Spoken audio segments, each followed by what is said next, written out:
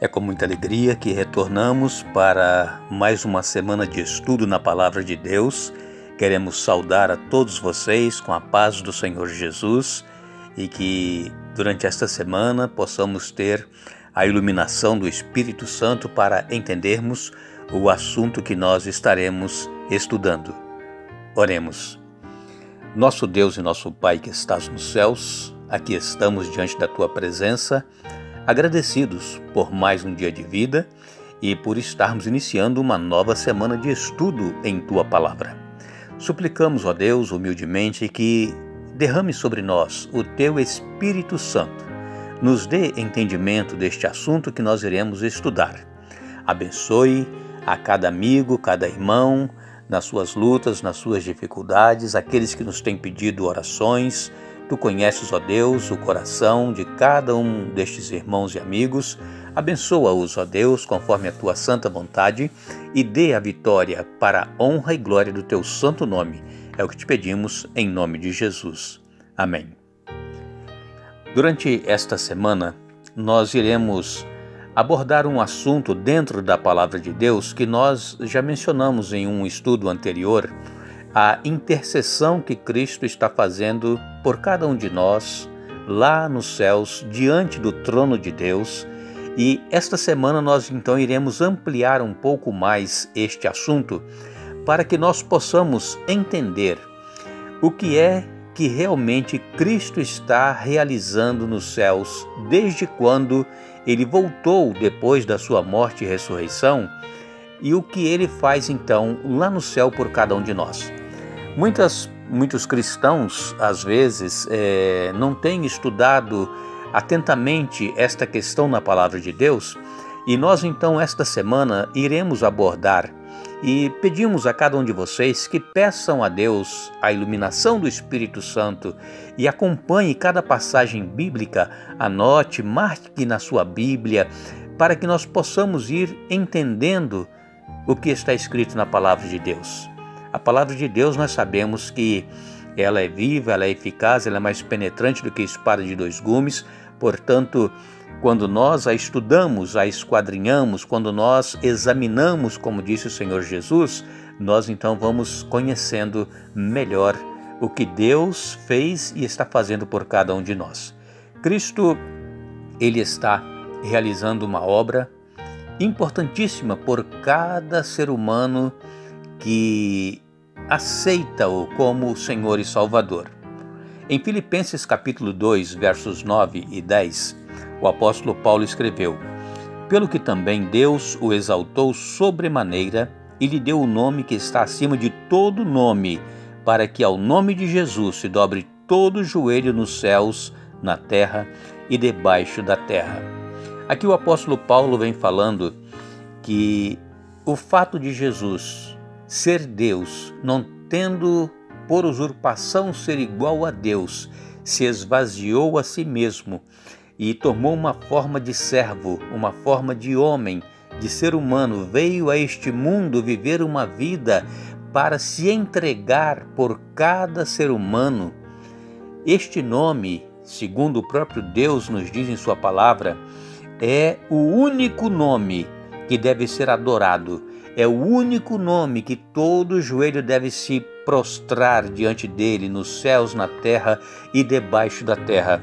Amigos, Cristo, Ele nasceu para morrer. Você sabia disso? Sim, Cristo nasceu para morrer. Jesus, antes da fundação do mundo, já havia tomado a decisão de que se o homem pecasse, Ele viria dar a sua vida em resgate do ser humano. Veja o que nós lemos em Lucas capítulo 9, verso 22. "É necessário que o Filho do Homem sofra muitas coisas, seja rejeitado pelos anciãos, pelos principais sacerdotes e pelos escribas, seja morto e no terceiro dia ressuscite." Lucas 9, 22. Aqui então Jesus falando para os seus discípulos, e os discípulos não entendiam quando Jesus falava que iria morrer. Eles jamais poderiam imaginar que Jesus iria se entregar para ser morto, e uma morte de cruz, que era a morte mais horrenda, A morte mais ignominiosa daquela época era uma morte de cruz, e Jesus morreu esta morte por mim e por você, para pagar o preço do pecado, porque o salário do pecado é a morte, mas a vida eterna, ela nos é garantida através do sacrifício de Jesus. Portanto, Jesus ele veio realizar uma obra aqui na terra e está complementando esta obra lá nos céus. O apóstolo Paulo, em Hebreus, em vários capítulos e versículos do livro de Hebreus, ele fala de Jesus como nosso sumo sacerdote. O povo de Israel entendia muito bem essa questão de sacerdote, sumo sacerdote, porque eles conviveram com o santuário aqui na terra. E como eu já disse em estudos anteriores, este santuário foi feito por Moisés de acordo com o modelo que foi mostrado no monte. Moisés viu o santuário celestial. Então aqui na terra, Moisés fez um santuário semelhante para que Deus pudesse habitar no meio do povo. E então ali diariamente eram realizados rituais. E esses rituais todos apontavam para o sacerdócio de Jesus, para o ministério de Jesus, para a morte de Jesus. Apontava para o que Jesus está fazendo por nós lá nos céus, o que o sacerdote fazia aqui na terra, no santuário Jesus está fazendo por nós lá nos céus. O apóstolo Paulo, portanto, ele nos traz muitas passagens bíblicas falando a respeito deste trabalho que Jesus realizou e realiza por nós lá nos céus, no santuário celestial. Em Romanos capítulo 8, verso 3, nós lemos: porquanto o que fora impossível à lei, no que estava enferma pela carne, isto fez Deus enviando o seu próprio Filho em semelhança de carne pecaminosa, e no tocante ao pecado, e com efeito condenou Deus na carne o pecado. O que era impossível à lei? Salvar o ser humano. A lei, amigos e irmãos, nunca salvou ninguém. A lei sempre condenou. A lei, ela existe para mostrar o pecado, e ela aponta então para Jesus, que pode nos perdoar os pecados e nos justificar. Então a lei era impossível ela salvar qualquer ser humano. A obediência à lei, para ser salvo, ela não salva ninguém. A obediência à lei, ela deve ser por amor ao que Jesus fez por nós. Então, quando nós olhamos para o sacrifício de Jesus e quando nós o amamos, então nós guardamos, obedecemos os seus mandamentos. Em 1 Timóteo, no capítulo 1 e no verso 17, nos diz o apóstolo Paulo: assim, ao Rei eterno, imortal, invisível, Deus único, honra e glória pelos séculos dos séculos. Amém.